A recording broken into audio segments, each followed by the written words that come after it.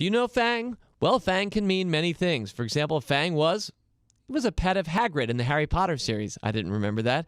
FANG is the Arizona Rattlers mascot. It's a man on a motorcycle. FANG is just the snake's poison-injecting tooth. I think we all know that version. Hope to never get too close to it. It's a town in Thailand. The list goes on. But for a lot of investors, they think of the acronym FANG for big-time stocks in recent years: Facebook, Amazon, Netflix, and Google.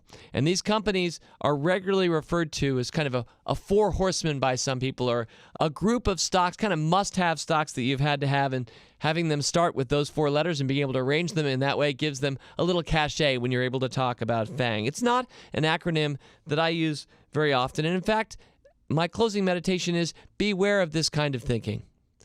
Often what happens is after stocks have made a big run, someone invents a catchy phrase, or in this case, acronym, and while I love each of those companies, and we've held those companies for many years, I encourage you to generally eschew these kinds of terms, this cachet, because what they're representing for you is stocks that have already probably moved significantly within the last year or two. It isn't to say that they're not going to have a great next year or two, and for each of those, I think they'll have a great next 5 years or so, but don't get caught up or swept up in the acronymizing of small baskets of superhero stocks.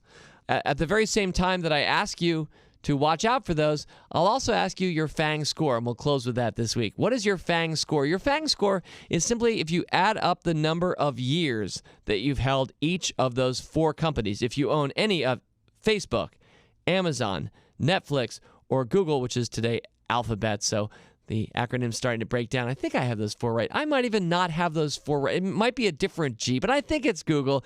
Anyway, what is your FANG score? You take the number of years you've held any of those stocks, and you simply sum it up. And I submit to you that most of the people who use FANG or talk about FANG don't have a very big FANG score. And I think it's because people tend to chase whatever the latest winner was. It happens in the mutual fund industry all the time. It's called window dressing, when fund managers in the last day of a quarter or last week of a year add certain stocks to their fund so they can show that name and say, yes, we had that stock in our fund too.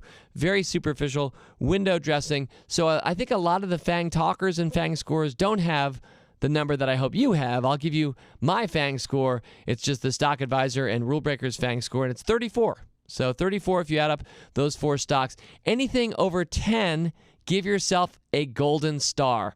Anything below 10, I still think you found a good thing, but if your FANG score is more like 1 or 2, you're either somebody who's just brand new to the Motley Fool, which I hope is the case, and I hope you own those companies for the long term, or you might be somebody tending to chase last year's big winner.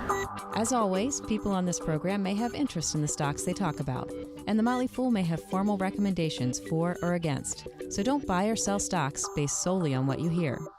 Learn more about rule breaker investing at rbi.fool.com.